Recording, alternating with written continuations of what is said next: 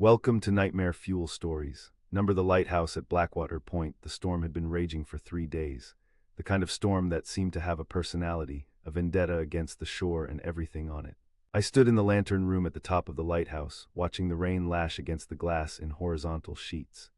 The wind howled like a wounded beast, finding every crack and crevice in the old stone structure, creating an eerie chorus that had become the soundtrack to my isolation. My name is Daniel Marlowe, and I am, or was, the last lighthouse keeper at Blackwater Point. I say was because officially this lighthouse was decommissioned 6 months ago. The Coast Guard had installed an automated LED beacon that required no human intervention. Progress, they called it, but I couldn't leave, not after what I'd seen, not after what I knew was out there. So I stayed, maintaining the old Fresnel lens by hand, keeping the real light burning. The authorities thought I'd vacated the premises months ago. My sister in Portland forwarded my pension checks. On paper, I was living in a small apartment in the city, adjusting to retirement.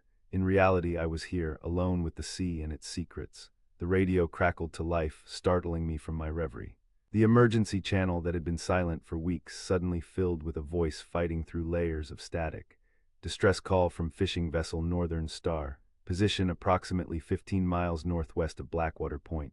Taking on water, request immediate assistance. Repeat, this is, the message cut out, swallowed by static. I grabbed the radio handset. Northern Star, this is Blackwater Point Lighthouse. Do you copy? Over. Nothing but the hiss of dead air.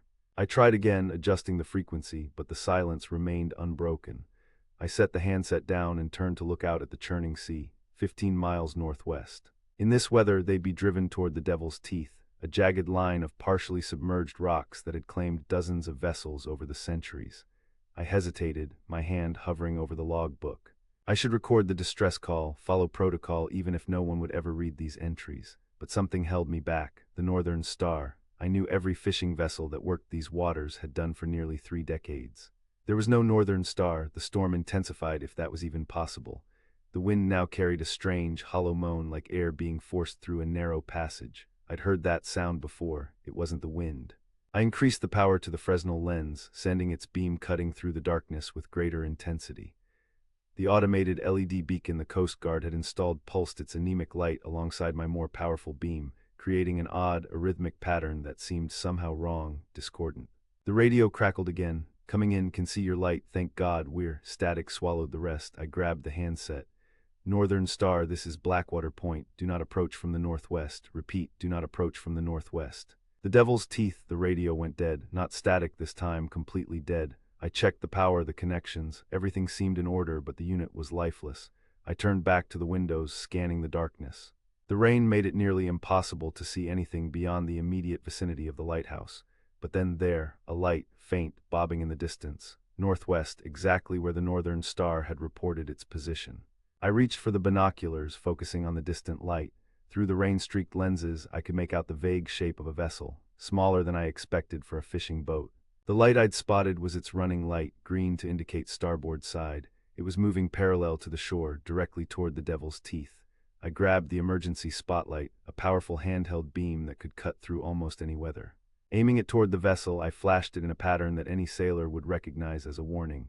3 short, 3 long, 3 short, SOS, universal distress signal. The vessel continued its course unheeding. I repeated the signal, desperation rising in my chest. They were minutes away from disaster. Then, impossibly, the vessel's running light winked out, not gradually, as if obscured by rain or fog, but instantly. There one moment, gone the next. I swept the spotlight across the area where I'd last seen it, but there was nothing, just angry, churning waves. My stomach clenched. Had they struck the rocks already? I kept the spotlight moving, searching for any sign of wreckage, any indication of survivors. The radio burst back to life, making me jump. Thank you, we see you now. Coming in on your signal. The voice was clearer now, but something about it raised the hairs on the back of my neck. There was an odd cadence to it, like someone who had learned English from a book rather than conversation. Northern Star, this is Blackwater Point. I've lost visual on you. What's your position? Over. We're coming in. Keep your light strong. We'll be there soon. No, over. No position given. And something else, the voice had called it your light, singular. But there were 2 lights on the point now, my maintained Fresnel and the automated LED. Anyone approaching would see both. I swept the spotlight out again, searching. Nothing. The seas were empty as far as I could see. Then I spotted it, not where I'd been looking, not from the northwest at all. A light approaching from the east. Impossible. No vessel could have moved from one position to the other so quickly, not in these seas.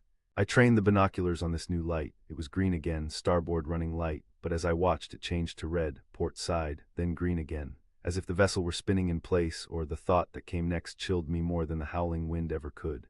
As if something were mimicking what it thought a ship's lights should look like, I lowered the binoculars with shaking hands. The stories came flooding back, the ones the old-timers used to tell when I was just starting as a keeper. Tales of ghost ships, of lights that lured vessels onto the rocks, of things that waited in the deep and learned to call for help in human voices. I dismissed them as seafaring superstition, the kind of stories men tell to explain the inexplicable tragedies that the sea inevitably brings. But now, the radio spoke again, and this time I noticed something that made my blood run cold. There was no static. Despite the raging storm that disrupted all other communications, this voice came through crystal clear. "We see your home, keeper, such a fine light you maintain. We're coming to thank you personally." I backed away from the radio as if it had transformed into something venomous. That voice, it had changed subtly. Multiple tones layered together now, as if several people were speaking in unison, almost but not quite synchronized. I moved to the windows again, scanning the darkness. The light I'd spotted was closer now, much closer, but still too distant to make out the vessel itself. The logbook caught my eye. I'd been keeping it meticulously, even after the lighthouse was officially decommissioned. Force of habit. I flipped back through the pages looking for, there, 3 months ago, an entry I'd tried to convince myself I'd dreamed or hallucinated from lack of sleep. April 17:020 hours. Observed unusual lights offshore, approximately 2 miles east. Pattern inconsistent with any known vessel. Lights appeared to change color and configuration randomly. Attempted radio contact, no response. Lights remained stationary for approximately 45 minutes before submerging, not descending below horizon, submerging vertically into the water. I'd never reported it. Who would I report it to? The lighthouse was decommissioned. I wasn't supposed to be here, and what would I say? That I'd seen impossible lights that defied explanation. That something that pretended to be a ship had watched the lighthouse for nearly an hour before sinking straight down into the ocean. The radio crackled again. "Keeper, we've been watching you, alone in your tower, faithful to your duty. We admire such dedication." I unplugged the radio with a violent jerk, my breath coming in short gasps. This wasn't happening. Couldn't be happening. A sudden, sharp crack made me spin around. One of the windows in the lantern room had fractured, a spiderweb of lines spreading across the glass. The storm was intensifying beyond anything I'd experienced in my decades at Blackwater Point. Or something was testing the integrity of my refuge. I ran to the stairs, taking them 2 at a time as I descended to the living quarters directly below the lantern room. My shotgun was there, loaded with buckshot for the occasional predators that found their way onto the small island where the lighthouse stood. I grabbed it along with extra shells, then continued down to the ground floor. The massive oak door that served as the lighthouse's main entrance shuddered as I approached it, as if struck by something heavy. The sound came again, not the random battering of storm debris, but deliberate, rhythmic, like knocking. "Keeper," came a voice from outside, somehow audible over the howling wind. It was the same voice from the radio, but distorted, as if spoken through water. "Let us in. We've come so far to meet you." I backed away from the door, shotgun raised. "There's no one here," I called out, immediately cursing myself for responding at all. A laugh answered me, multiple voices laughing at slightly different pitches and tempos, creating a nauseating chorus. "We can see you, Keeper, through stone and wood and glass, we see you." Another window shattered somewhere above me. I heard glass tinkling down the spiral staircase. "What do you want?" I demanded, trying to keep the tremor from my voice.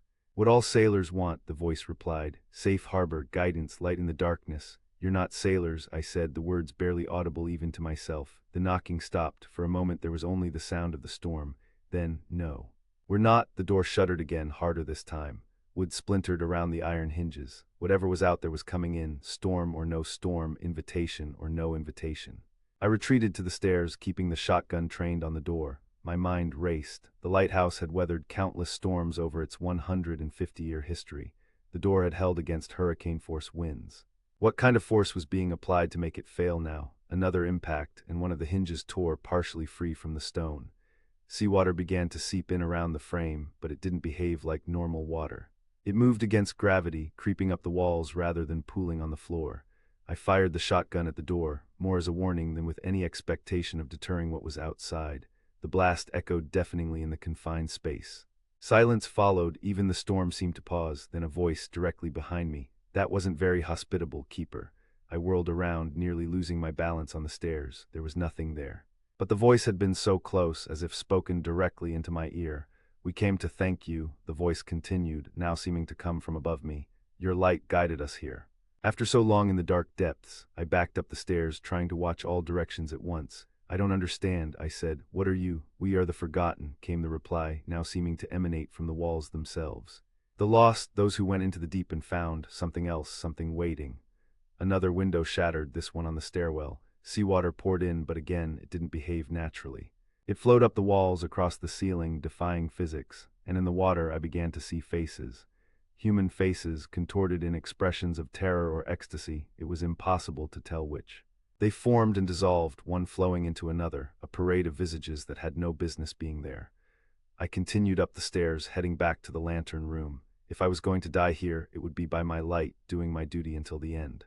As I climbed, the voices continued. "We were sailors once, fishermen, explorers. We sought the treasures of the deep, or simply its bounty. But the deep has treasures of its own, keeper. Treasures it doesn't share willingly." I reached the lantern room, slamming and locking the door behind me, for all the good it would do. Whatever was coming for me had already demonstrated its ability to penetrate the lighthouse. The Fresnel lens continued its steady rotation, sending its beam out into the storm. The automated LED beacon pulsed alongside it, the two lights creating their discordant rhythm. Through the fractured windows, I could see that the strange light offshore had drawn much closer. Close enough now that I could make out not a ship, but a cluster of lights arranged in a rough approximation of a vessel. They shifted constantly, like fireflies trying to maintain a formation they didn't fully understand. "What do you want from me?" I shouted at the lights, at the faces in the water that was now seeping through the cracks in the lantern room windows. "We want what you have," came the reply, the voices now unified in perfect, unnatural synchronization. "A purpose, a duty, a reason to exist in this world above the waves." The water on the walls began to coalesce, forming a roughly humanoid shape. It was featureless at first, then details began to emerge, the suggestion of a naval uniform, a captain's hat, a face that shifted between different men, all with the same hollow-eyed expression. "For so long we've watched you, Keeper," the water form said, its mouth moving in an approximation of speech while the voice continued to come from everywhere at once. "Alone in your tower, faithful to your duty. Even when they tried to replace you with soulless machines, you remained, your dedication. It called to us." I raised the shotgun, though I knew it would be useless against whatever this was. "Stay back," the water form tilted its head, an eerily human gesture from something so alien. "We're not here to harm you, Keeper, we're here to replace you." The words hit me like a physical blow. "Replace me? You've served long enough. We will take your duty now. We will keep the light, guide the ships." The form took a step toward me, water dripping from its extremities only to flow back up into the main mass. "We need purpose. The deep is cold and dark and empty of meaning, but here we can serve." I backed away until I hit the railing around the Fresnel lens. "You don't understand what the light is for. It's to warn ships away from danger, not to lure them in." The water form paused, seeming to consider this. "Is that what you believe, that you saved them?" It gestured toward the windows, toward the cluster of false lights hovering offshore.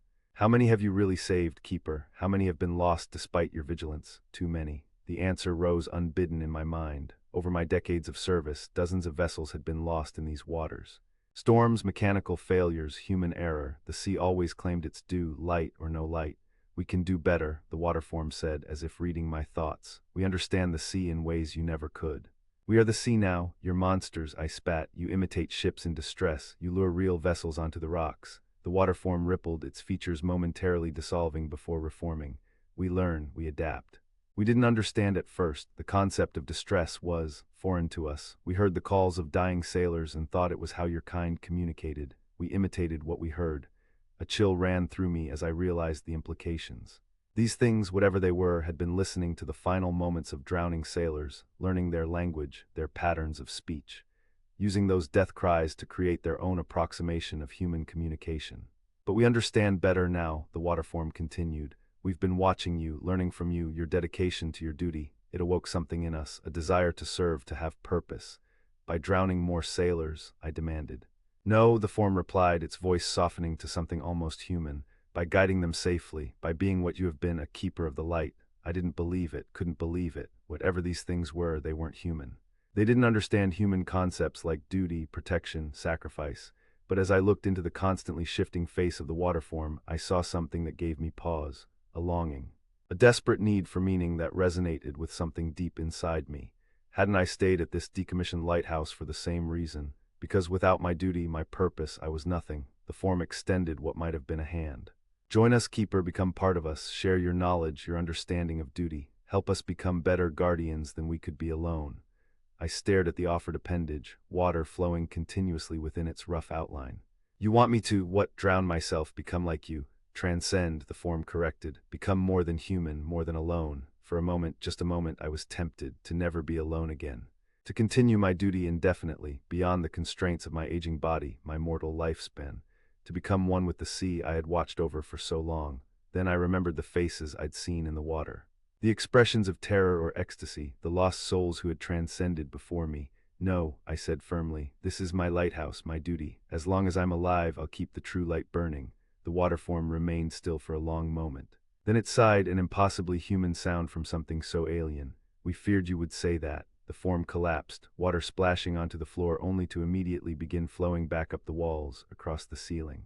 More water poured in through the broken windows, bringing with it more faces, more fragments of lost souls. We didn't want to take without permission, the voices said, once again emanating from everywhere at once. But our need is too great, the deep calls us back, always back. Only purpose keeps us here in the world of air and light. We need your purpose, Keeper, we need your duty. The water began to rise around my feet, defying gravity, swirling into tendrils that reached for me. I fired the shotgun into the largest concentration of water, but the pellets passed through harmlessly, peppering the wall behind. I backed up against the Fresnel lens, its mechanism hot against my back as it continued its relentless rotation. The automated LED beacon pulsed its artificial light beside it, the lead beacon, the soulless machine they had installed to replace me. An idea struck me with the force of revelation. I turned and smashed the stock of the shotgun into the lead beacon. The housing cracked, but the light continued to pulse. I hit it again, harder, and this time the lens shattered. I reached in and yanked out the circuit board, cutting my hand in the process. The water paused in its advance, the tendrils hovering uncertainly. You need purpose, I said, holding up the damaged circuit board. You need duty, take this. Take the automated light's duty, be the new technology that replaces the old, guide ships with modern efficiency. The water tendrils wavered, seeming confused. The voices spoke, but disjointed now, out of sync. But you. The Keeper, I am the Keeper of the old light, I said, nodding toward the Fresnel lens that continued its rotation behind me. You can be the Keeper of the new, different duties, same purpose, to protect. To guide, the water began to withdraw from around my feet, gathering into a column before me. It reached out, forming something like a hand again. I placed the circuit board into the watery appendage.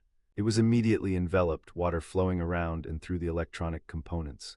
For a moment, nothing happened. Then the water began to glow, faintly at first, then with increasing brightness. The same sterile bluish-white light that the lead beacon had emitted.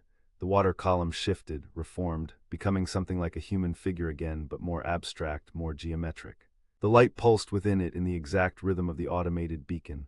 We understand, the voices said, now with a strange electronic undertone. Duty, purpose, guide, protect. Yes, I said, hardly daring to hope. That's right. Guide ships safely, protect them from the rocks, from the storm. The glowing waterform moved toward the broken window. We will serve, it said, as you have served, as you continue to serve. It flowed out through the window, reforming outside the lighthouse as a perfect replica of the lead beacon's light. It hovered there, pulsing in precise rhythm, then began to move toward the false lights offshore. As it approached, the chaotic cluster of lights that had been imitating a ship began to change. They aligned themselves, synchronized their flickering to match the rhythm of the automated beacon. Then, as one, they moved away from the lighthouse, away from the shore, back out to sea. I watched until they disappeared over the horizon, the glowing water form that had absorbed the automated beacon leading them like a shepherd with its flock. The storm began to abate, the wind dropping from a howl to a moan.